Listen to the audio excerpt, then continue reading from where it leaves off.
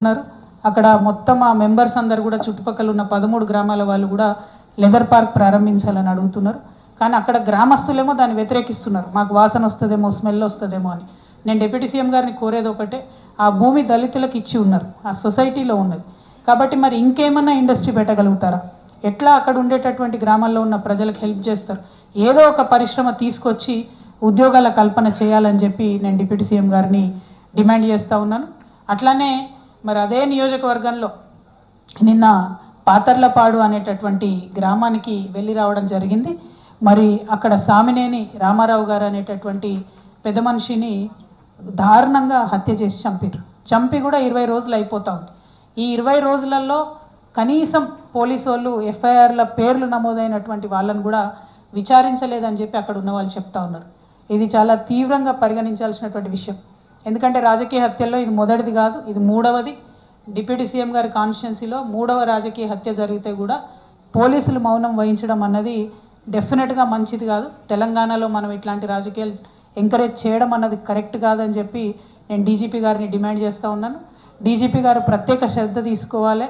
ఈ సామినేని రామారావు గారి మర్డర్ మీద, అంతకుముందు జరిగినటువంటి 2 హత్యల మీద కూడా వారు తక్షణం దృష్టి సారించాలి. నేను రేపు ఖచ్చితంగా డీజీపీ గారిని అపాయింట్మెంట్ కోరుతాను. సామినేని రామారావు గారి కుటుంబ సభ్యుల్ని, మా జాగృతి సభ్యుల్ని అందరినీ తీసుకొని హైదరాబాద్లో డీజీపీ గారిని కూడా మేము కలుస్తాం. ఇంతటితో వదిలిపెట్టాం. హత్య రాజకీయాలు అన్నది తెలంగాణకు మంచిది కాదు. దీని వెనుక ఎంత పెద్దవాళ్ళు ఉన్నా కూడా నిష్పక్షపాతంగా ఇన్వెస్టిగేషన్ చేయాలని చెప్పి నేను పోలీస్ వాళ్ళని డిమాండ్ చేస్తూ ఉన్నాను. అదేవిధంగా సత్తుపల్లిలో ఇంతకుముందు నేను చెప్పినట్టు బాలికల పాఠశాల చూసిన తర్వాత అక్కడ కనీసం వాచ్మెన్ కూడా లేనటువంటి పరిస్థితి ఉన్నది. నేను ఎస్పీ గారికి, కమిషనర్ గారికి ఇమీడియట్గా మాట్లాడి రిక్వెస్ట్ చేశాను. కనీసం కొన్ని రోజులైనా సెక్యూరిటీ పెట్టండి సార్, ఫుల్ ఫ్లెజ్డ్గా ఫంక్షన్ అనే వరకు. మరి ఆయన ఏం చేశారో తెలియదు. కలెక్టర్ అనుదీప్ గారికి కూడా మాట్లాడడం జరిగింది. మరి వారు కూడా ఇమీడియట్గా ఖాళీ చేయించండి, దయచేసి టెంపరీగానే ఆడపిల్లలు వేరే దగ్గర పెట్టమని చెప్పాం. అది ఏం చేశారో తెలియదు. దాన్ని కూడా మా జాగృతి లోకల్ నాయకులు ఫాలో అప్ చేస్తారు. ఆ తర్వాత సింగరేణిలో జలగం వెంగళరావు ఓసీపీకి వెళ్ళినాం.